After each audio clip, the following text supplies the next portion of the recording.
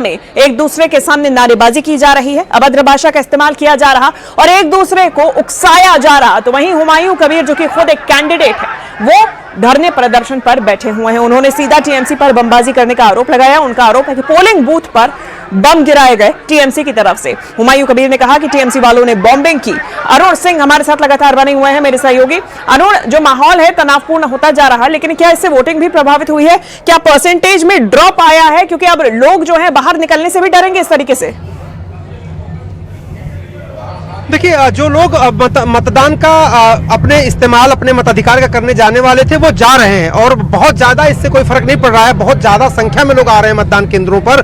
तो जो वोटिंग का रिकॉर्ड है पिछले वाला, वो टूटने वाला है इस बार। हाँ, ये जरूर है कि हुमायूं कबीर अपने कुछ समर्थकों के साथ, जिनमें से ज्यादातर लोग वोट दे चुके हैं पहले ही, वो धरने पर बैठे हैं। तो मतदान प्रक्रिया में कोई इसमें तो दिक्कत आ रही है नहीं। मतदान प्रक्रिया को रोका गया है, मतदान सुचारू रूप से चल रहा है। मतदान केंद्रों के जो बूथ हैं वो शांतिपूर्ण तरीके से काम कर रहे हैं, क्योंकि वहां पर पैरामिलिट्री फोर्स के लोग तैनात हैं। वहां पर किसी भी व्यक्ति का जो वहां का वोटर नहीं है, वोट नहीं देने वाला, उसको अंदर जाने ही नहीं दिया जा रहा 100 मीटर की परिधि के अंदर। इसलिए मतदान आराम से हो रहा है, सुचारू तरीके से हो रहा है। ये जो घटना है वो नौदा की है, जहां पर कई इलाकों में हुमायूं कबीर के समर्थक जो है, तृणमूल जो कांग्रेस के समर्थक हैं, वो दोनों एक दूसरे के सामने बूथ के बाहर आ गए। नारेबाजी की, पत्थरबाजी की, पुलिस को लाठीचार्ज करना पड़ा, एक दूसरे से हुई है दोनों धरने पर बैठे हैं। तो जहां तक चुनाव प्रक्रिया का सवाल है, वो सुचारू तरीके से चल रही है।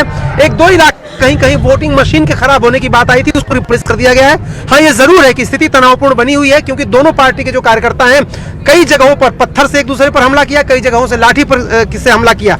लेकिन एक बात है कि प्रशासन ये कह रहा है कि अब तक किसी भी व्यक्ति के बहुत गंभीर रूप से चोटिल होने या किसी कैजुअलिटी की, इस तरह की कोई घटना नहीं हो रही है। अभी माहौल तनावपूर्ण है, लेकिन नियंत्रण में पुलिस का यह दावा है। और अगर आप सड़कों पर भी देखें, जो पत्थरबाजी या लाठी एक दूसरे के खिलाफ चला रहे हैं, वो जरूर दोनों पार्टी कार्यकर्ता, उग्र कार्यकर्ता एक दूसरे को निशाना बना रहे हैं। लेकिन पुलिस का कहना है कि कमोवेश जो चुनाव प्रक्रिया है, जो मतदान है, वो शांतिपूर्ण तरीके से बूथ के अंदर चल रहा है। ये जितना हंगामा है वो बूथ के बाहर कई कई जगहों पर हुआ है। बूथ के अंदर कोई हंगामा या किसी तरह का मतदाताओं को डराने धमकाने की कोई खबर जा रहा है कि मतदान केंद्र तक पहुंचने के लिए भी समर्थकों को रोका जा रहा, जो वोटर्स हैं उन्हें रोका जा रहा। क्या ऐसी भी तस्वीरें सामने आ रही हैं? गाड़ियों में तोड़फोड़ की जा रही है। तो क्या सड़कों पर ऐसी स्थिति बनी हुई है कि लोगों में डर का माहौल? देखिए, ये जो हुमायूं कबीर है, उनका दावा है और उनका आरोप है कि तृणमूल कांग्रेस के लोग और पुलिस के लोग, उनके जो समर्थक हैं, जो उनके मतदाता हैं, उनके ऊपर लाठीचार्ज किया, उनको मारा पीटा और धमकाया है।